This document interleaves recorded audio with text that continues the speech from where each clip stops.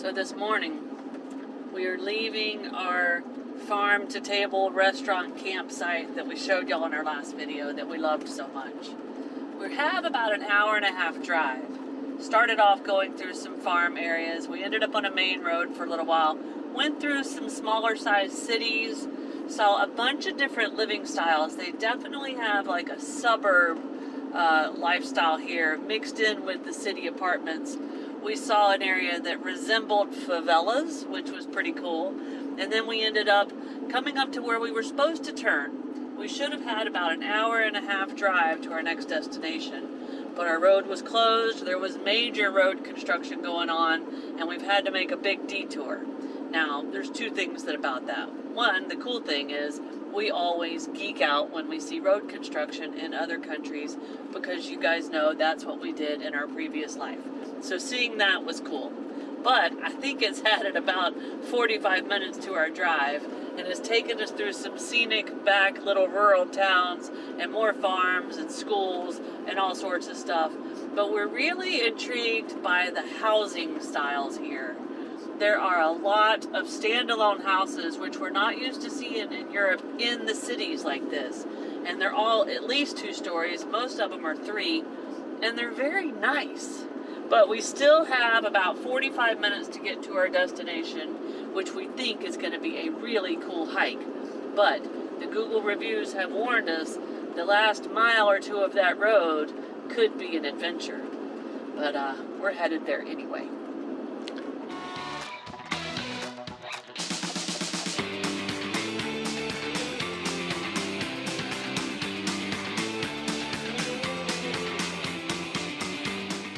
All right, so I think Snow told you that we were kind of headed south.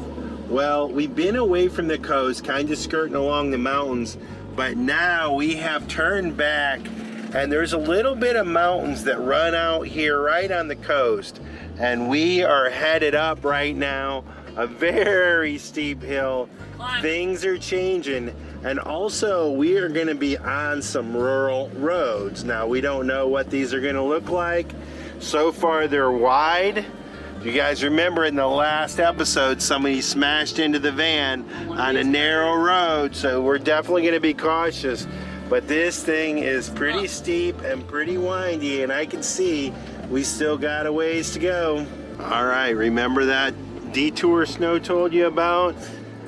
Well, the road just keeps getting crazier and crazier. If you guys can see, the pavement's really inconsistent through here.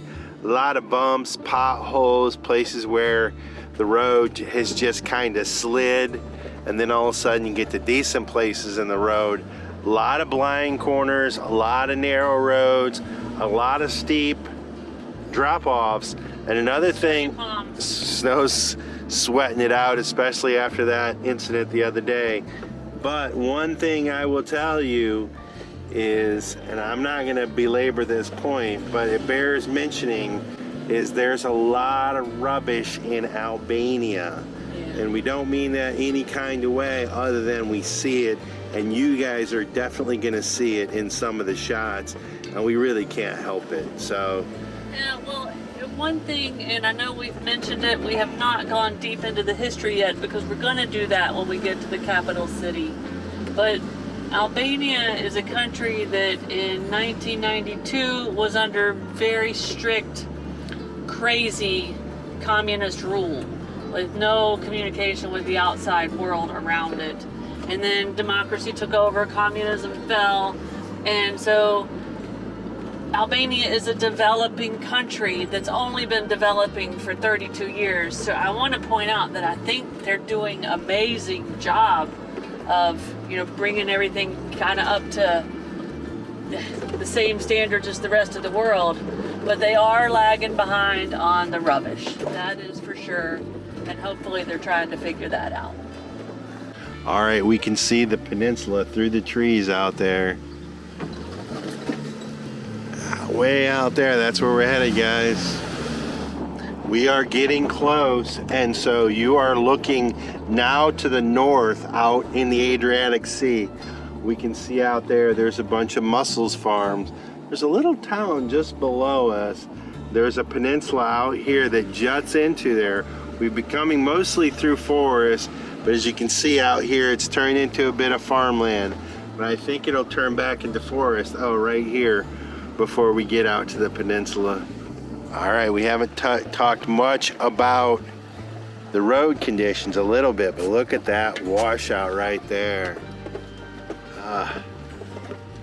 And we're approaching kind of a little fishing area. There's a lot of boats down there. I can see some fishing nets over there, but we're actually all the way back down almost the water's edge. Now our little parking trailhead is up a couple kilometers, but this up here is a potential spot on iOverlander, so it could be a place where we come back to. We'll have to see, but we're onward to our hike. As we're getting close, the road has definitely deteriorated. This is a mix of asphalt and I don't know what.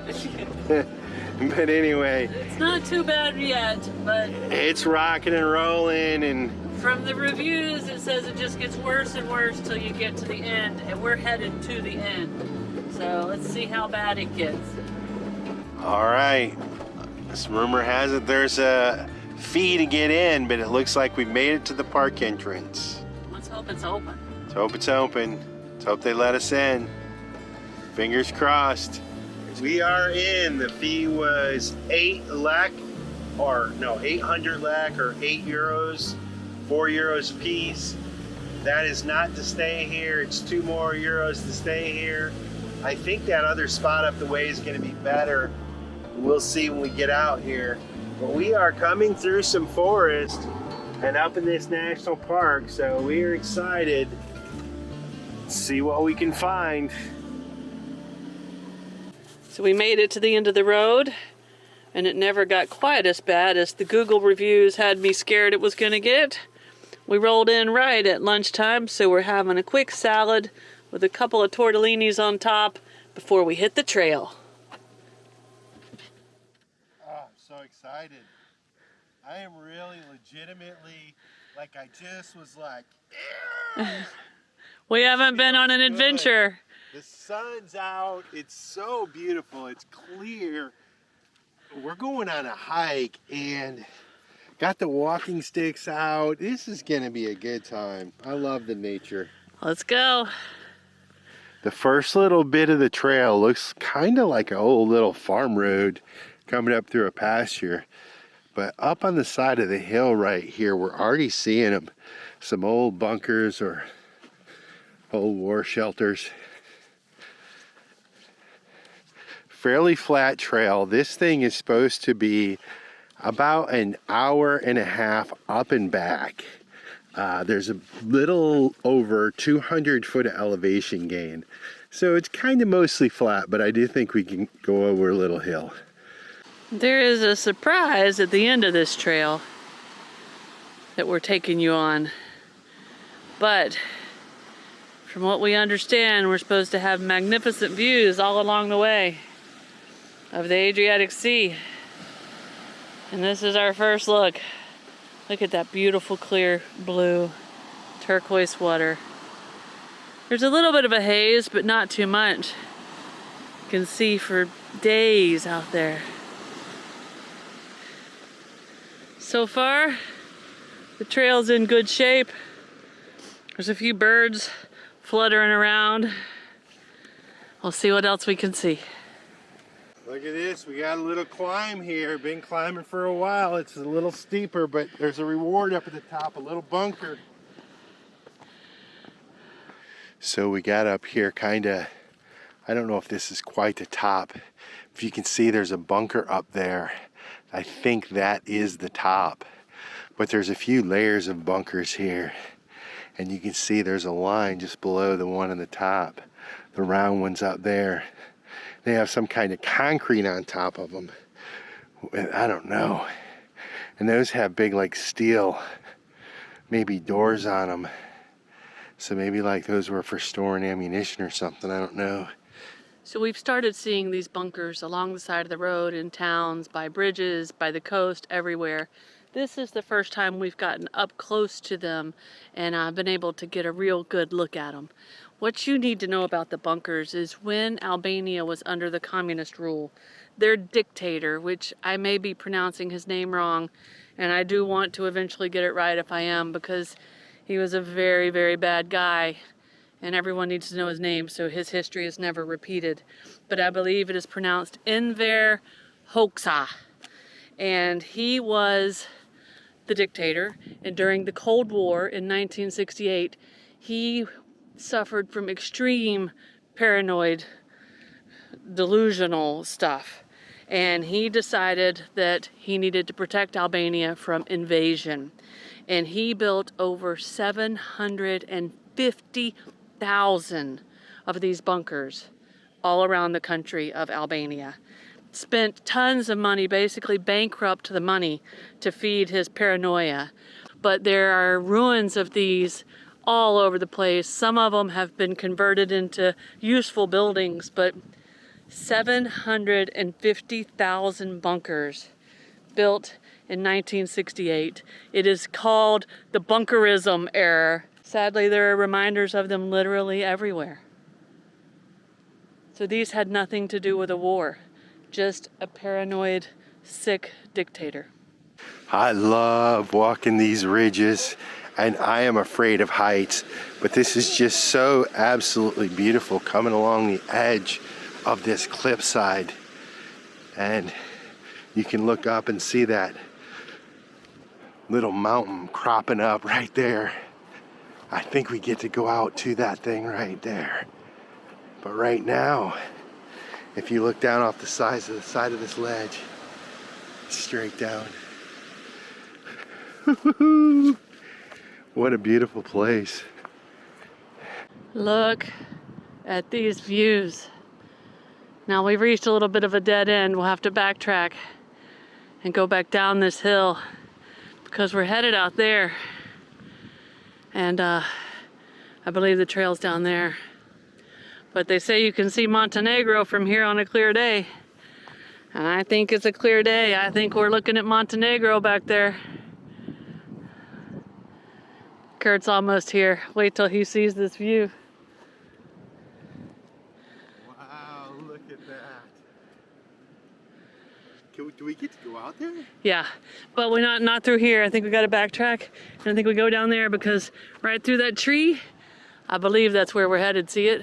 Come over here to the surprise at the end of the trail. But I think we got to get down there. Oh, yeah. Before we head back down, there's a little peak up here. I don't know if it's a trail I can get up or not, but I'm gonna go take a look at it and see. Looks pretty steep. What do you guys think? Should I try to get up there? I may be breathing hard, but I didn't chicken out. I did have to put the camera away though. It is pretty steep, but steady footing through there. And the view, oh my God, is worth it. No, keep coming. So the reveal of the surprise, guys, is at the very tip of this peninsula is a castle. Now I want to stop breathing hard and I want to get out of the wind before I tell you the story of the castle because it's cool and we're going to get you all the way over there to it. But look at that. Wow. I made it down. I left Curt behind. He's up there getting the shot with the big camera. Now we got to wrap around the other side of this mountain and see if we can get down to that castle. I thought that we backtracked a little bit and wrapped to the other side of this little mountain, little hill that we climbed up to the top of, but I was wrong. Another group just walked through, and this is the trail right here. Whew. Right down there, through the bushes and out to the castle. I didn't come this far to not get there. We're going down, Curt. We're going down. One way or another, we're going down. All right, this is gonna be the big one right here, guys. The hardest piece of this trail. It's a steep descent. Oh, there's some switchbacks. It's not too bad. Said the crazy mountain hiker to the non-crazy mountain hiker.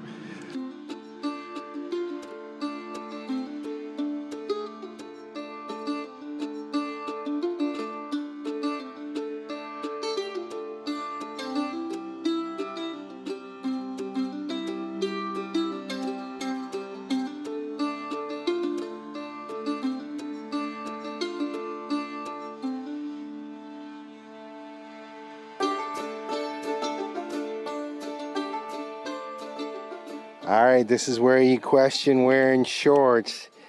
Now, there's not so many of these little prickly briar things in the tropics, so they aren't really an issue. But these things will cut you up, even through your pants. But I got shorts on. Woo!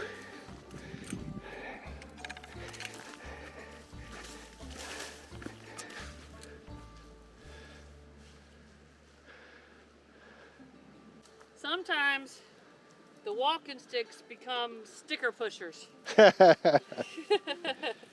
Push those things out of the way. Even with pants, they'll get you. In case you guys can't see what I'm talking about,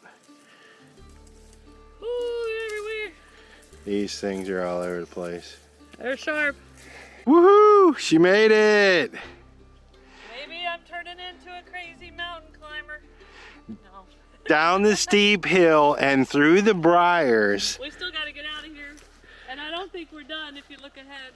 If we spin around, look at the reveal, guys. You come just a short little walk, and right through this tunnel, through the trees, framed perfectly, is that fort. Wow. All right, Snow calls this the boot scoop boogie. I had to sit down. Get down this step. It's a big step. This is a little bit slippery. It definitely looks slippery. It looks like they've had a recent cave-in too. What can I do to help, hon? Sure glad we chose hiking shoes for this hike. Good job, hon. You need my help? I can come down and give you my shoulder. Boot scoop boogie time? Yep. Boot scoop boogie.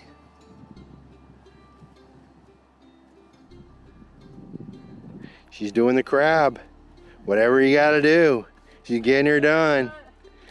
Van life clean. Good job, hon. That was steep right there. All right, it's Kurt's turn. I Side scoop method. questioned his decision to come down with the camera. We'll see how he does. It's a little bit tricky. Yeah, that's a tricky spot.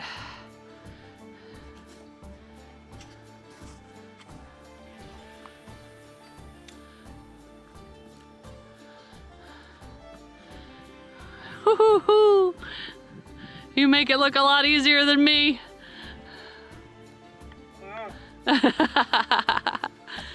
All right, Waddle, waddle. on to the castle. All right, this is an area where we definitely need to hope there's not prickly bits, because I am again wearing shorts on this hike. Eee.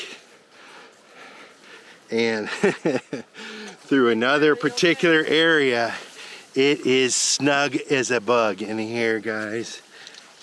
And you can see we're ducked down, and my walking sticks just got hung. I hope they don't get hung again. Oh, we made it through. Woohoo!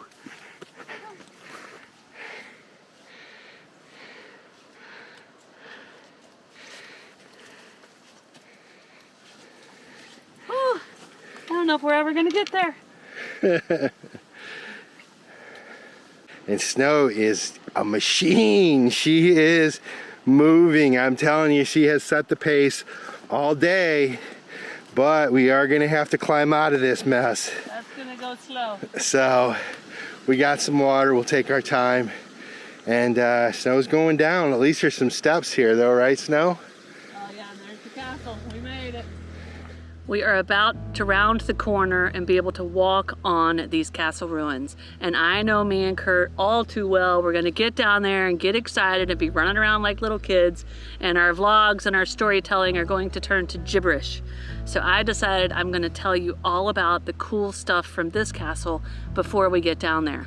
Plus, I needed a little bit of a break. Now, what happened is in the late 1300s and 1400s, the Ottoman Empire ruled this area.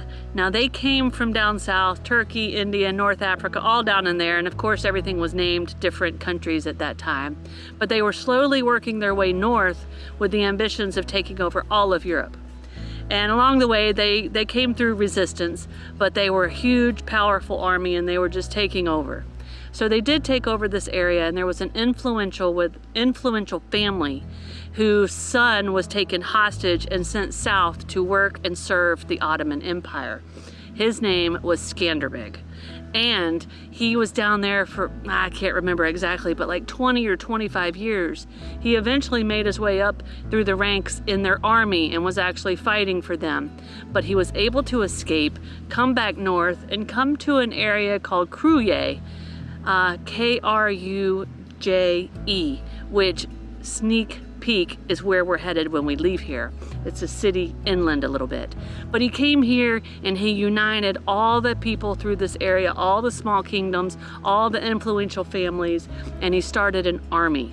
And he started to push the Ottoman Empire back. This huge, giant army was getting stopped and held off from taking over all of Europe by one man with a small misfit army. He is now known as an Albanian war hero because he held this off for so long. Now he was based in Kruje, where we're headed next, or Kruje, I don't know exactly how to say it, and that's where his main castle was and his family resided. But in 1450, he knew that the Ottomans were coming strong and he needed to be able to protect himself. So he built a second castle, and he picked this location because it had such easy access to the sea. Now it turned out, I don't know, a decade or so later, that turned out to be a really smart move because the Ottomans did come through in full force and they were able to push them out. But it was still an amazing feat that they held them off for so long, and it's probably what saved most of Europe from being taken over. Now he retreated here to this castle where him and his family and a bunch of other Albanians got onto 14 ships and sailed over to Italy where there was an alliance. And he didn't quit fighting the Ottomans then. Even though his empire had fallen, he went to war with I forget which empire in Italy at the time, and he fought. He continued to fight the Ottoman Empire until the day he died, which unfortunately I can't remember when that was. But that is why this castle is so famous for Albania. And don't worry, we'll be taking you to his other castle soon. Can you imagine the sea just slamming up against this thing, looking out the window upstairs, just watching a storm come in? Wow. You can just see where the water has just worn away at the stones. Half of the castle has actually been washed away into the sea. But so we're looking at about half of the outer wall, which I believe we can walk on. And I think a lot more of the actual castle is preserved, but a lot of the wall's been lost to the sea. And I think it was also rebuilt from his time as well, right? Yes, the Venetians came in when they took over, because they took over everything down here at some point. I don't remember the year, but yes, they rebuilt it. Maybe 1600, but I'm not sure. We are headed out. What a beautiful spot. And I just imagine myself living in that castle. Of course, my modern version of it, but in any event, it was a good hike in, but now we gotta make this climb out.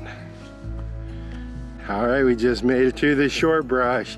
If I remember correctly, this was one of the tougher spots right here, and I definitely think it's the toughest one on the way back. Giant steps. Wow, can you tell me what this is? So this is like chicken, but small chickens. Uh-huh. And meatballs. These are sauces, cheese. Man. Y'all are gonna Sauce have a again. good time. Yeah, beers and Beers What is your name? What is your name? easy. My name is Izzy. Nice to meet you, man. All right, I gotta be honest. It was a tough climb out. We had to take a couple of breaks for water. One calf started to cramp up, but I beat it with the water. And the hard part is over. We're about 5 minutes from home, sweet home. It was a really good day. Right when we came around the curve and got the first glimpse of our van in the distance, we were treated to an end of a hike treat. 4 horses on the trail, munching away, just chilling out, minding their own business. Let us walk right by and get a good look at them. And just like that, we're home. Yesterday afternoon, we finished that hike. Got in our van and started driving down the road looking for a place to camp. And we found the perfect place, perched up over a little cliff overlooking the sea with all the local fishermen down below. Some fish with nets, some look like they have crab pullers. It was a busy little spot last night, but it is busier this morning. Now, we wanted to kind of vlog and tell y'all about this place last night, but to be honest, we wore slap out. Exhausted. Curt was asleep by 7:47 and I was not far behind him at around 8 o'clock. But we got up this morning to a beautiful sunrise, watching all the fishermen go off for their daily work. So there's a lot of boats, small boats, lined up and down the coast here. And they all came out this morning. A lot of them carried their motors down to the boat. But they're using gill nets today, and there's a lot of them pulling them in. So we got the cameras locked on a few of them, and well, we're hoping they pull in a fish. I haven't seen any fish yet. A lot of net pulling, but fingers crossed we're gonna catch a fish. But guys, this is where we're gonna wind this video down. On the beautiful coast of this peninsula in northern Albania. What a beautiful place. We'll see you guys in a few days from somewhere else here in this beautiful country.